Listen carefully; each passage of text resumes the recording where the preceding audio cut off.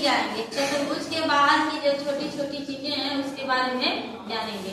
ठीक है, अगर ये चीज आप समझ लेंगे कि क्या होता है क्या नहीं होता है, तो चैप्टर नंबर 3.1 का सवाल आप आसानी से कर पाएंगे। ठीक है, तो सबसे पहले आज हम आपको बताएंगे कि वक्र किसे कहते हैं। वक्र का नाम तो सभी लोग सुना होगा, ध्यान दीजिएगा। वक्र को इंग्लिश में कर्व बोलते हैं। क्या बोलते हैं? कर्व। हाँ, इंग्लिश होती है CUR। हेलो दोस्तों, मेरे YouTube चैनल में आप सभी लोगों का स्वागत है। तो दोस्तों, कक्षा 8 के मैथ में अध्याय जो 3 है उसमें चतुर्भुज दिया है। तो चतुर्भुज पढ़ने के लिए सबसे पहले हम वक्र के बारे में जानेंगे, फिर देखेंगे कि वक्र कितने प्रकार का होता है, उसके बाद बहुभुज के बारे में जानेंगे, तब हम चलेंगे चतुर्भुज पर। तो आइए दोस्तों, आज हम आपको बताते हैं कि वक्र किसे कहते हैं। वक्र का अर्थ होता है सीधा नहीं। जनरली जो है कि कॉमन भाषा में हम लोग यही जानते हैं कि वक्र का अर्थ होता है सीधा नहीं, लेकिन गणित के भाषा में दोस्तों इसका अर्थ होता है सीधा। गणित के भाषा में इसका अर्थ सीधा भी होता है।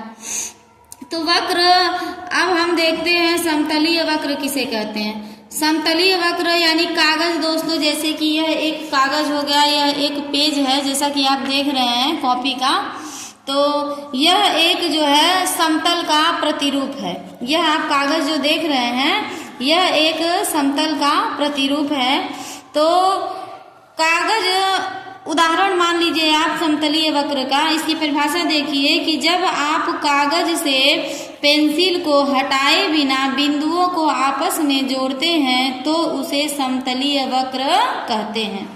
जैसे दोस्तों देखिए, हमने यहाँ पे उदाहरण लिया है समतलीय वक्र का। तो समतलीय वक्र में यह कह रहा है कि आप कागज पर पेंसिल से को बिना उठाए जो है कि कोई भी आप बिंदु को मिलाइए तो उसे हम क्या कहते हैं? समतल वक्र। जैसे कि ये है पेज हो गया और यहाँ हम एक बिंदु से, देखिए दोस्तों, पेन बिना उठाए ये चित्र हमने यहाँ पे क्या किया? बनाया है। इसी को हम क्या कहते हैं? समतल वक्र। यानी कि कागज से पेंसिल को हटाए बिना बिंदुओं को आपस में हमने मिलाया है, इसी को समतलीय वक्र कहा जाता है। एक और उदाहरण लीजिए, यह पेन को हम नहीं उठा रहे हैं, यहाँ ध्यान दीजिए। इस बिंदु से हमने यहाँ एक रेखा खींचा, फिर इस बिंदु से बिना पेन उठाए हमने यहाँ एक रेखा खींचा, तो इसे ही हम क्या कहते हैं? समतल वक्र कहते हैं। एक और उदाहरण ये लिए हैं, जैसे देखिए कि इस बिंदु से बिना पेन उठाए हमने इसको यहाँ इस बिंदु तक ले गए। तो दोस्तों ये हो गया समतलीय वक्र। अगली हेडिंग है समतल वक्र के प्रकार।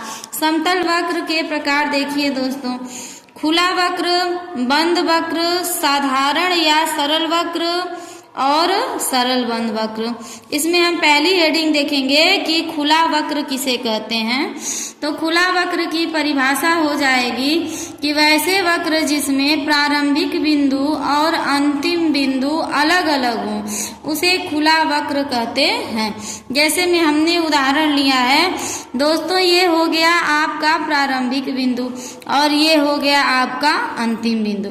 यानी कि इसमें ऐसी संरचना लेंगे कि प्रारंभिक बिंदु जहाँ से हम किसी चित्र का स्टार्टिंग करेंगे तो अंतिम बिंदु ले जाएंगे, तो वह लाइन इस बिंदु से नहीं मिलनी चाहिए बल्कि वह एक अलग बिंदु पर खत्म होगी, उसे ही हम खुला वक्र कहते हैं। जैसे ये दोनों उदाहरण देखिए खुला वक्र का।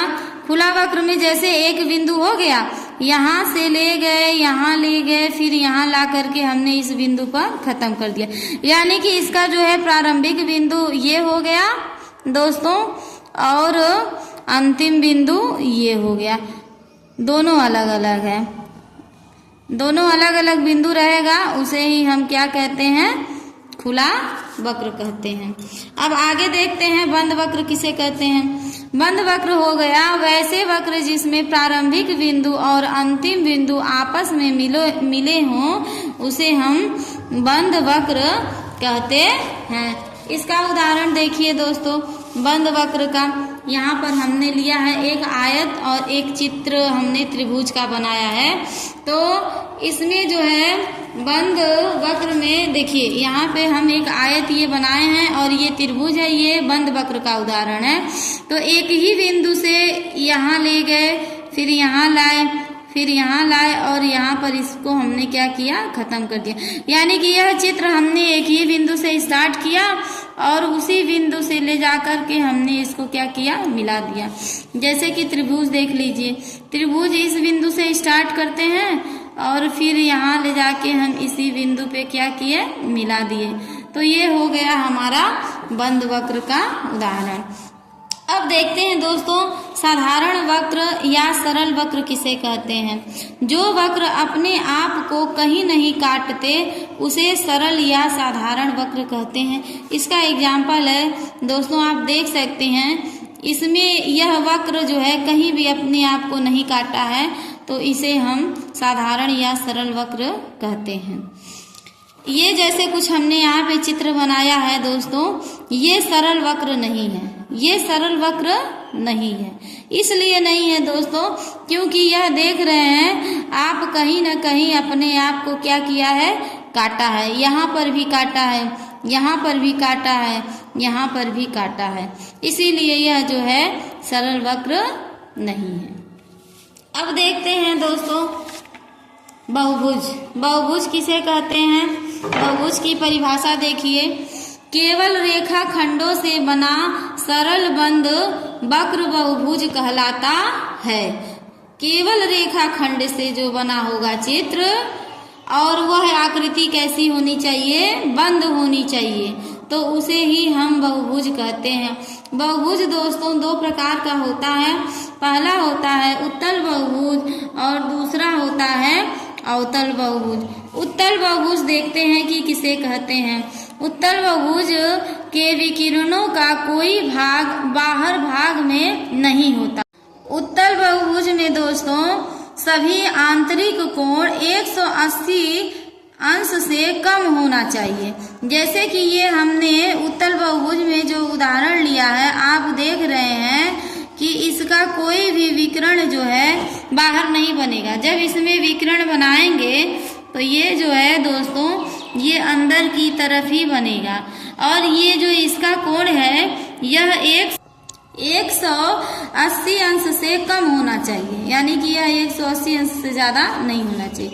जैसे कि यह देखिए, इसमें भी जो विकर्ण बनाएंगे वो अंदर ही बनेगा, इसमें कोई भी विकर्ण दोस्तों बाहर नहीं बनेगा। चाहे जहाँ से जैसे भी बनाइए ये अंदर ही बनेगा, बाहर नहीं बनेगा।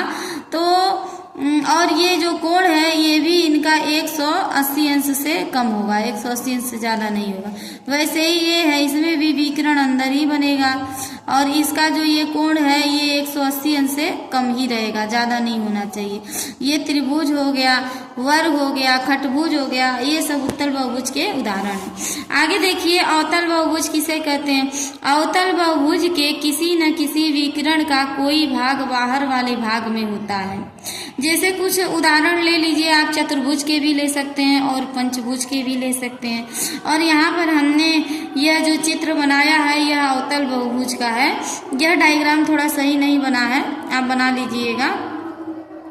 आप देख रहे हैं कि यह जो चित्र हमने बनाया है तो इसमें जो विकिरण का भाग है यह बाहर वाले भाग में होगा, न कि अंदर वाले में।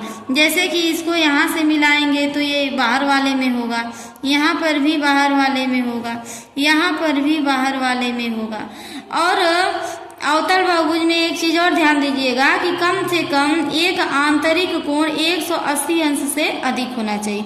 यानी कि इसका जो है एक आंतरिक कोण 180 अंश से क्या होना चाहिए दोस्तों, अधिक होना चाहिए।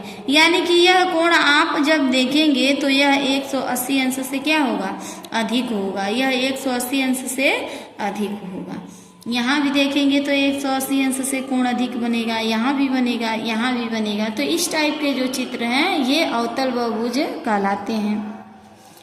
अब आइए दोस्तों, समबाहुभुज किसे कहते हैं। एक समबाहुभुज तथा समकोणिक होता है। समबाहुभुज का मतलब होता है समान। सम का मतलब होता है समान या बराबर। सम का मतलब होता है समान या बराबर। अब भुज का मतलब होता है दोस्तों भुजा।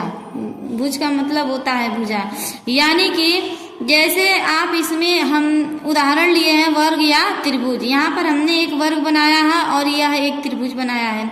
तो वर्ग में आपको पता होगा कि वर्ग में 4 भुजा होती है और चारों भुजा क्या होती है दोस्तों, ये बराबर होती हैं, बराबर होती हैं। इसके जो चारों कोण होते हैं ये भी क्या होते हैं, बराबर होते हैं। तो समबाहुभुज किसे कहेंगे, समबाहुभुज उसे कहेंगे जिसकी सभी भुजा दोस्तों क्या हो, बराबर हो और ये सभी कोण भी क्या हो, बराबर हो, उसे हम समबाहुभुज कहते हैं। जैसे कि ये हो गया वर्ग का उदाहरण भुज हो गया। एक हमने त्रिभुज बनाया है, तो त्रिभुज में भी अगर तीनों भुजा बराबर है, अगर तीनों भुजा बराबर है और तीनों कोण बराबर है, तो इसे हम समबाहुभुज कहेंगे।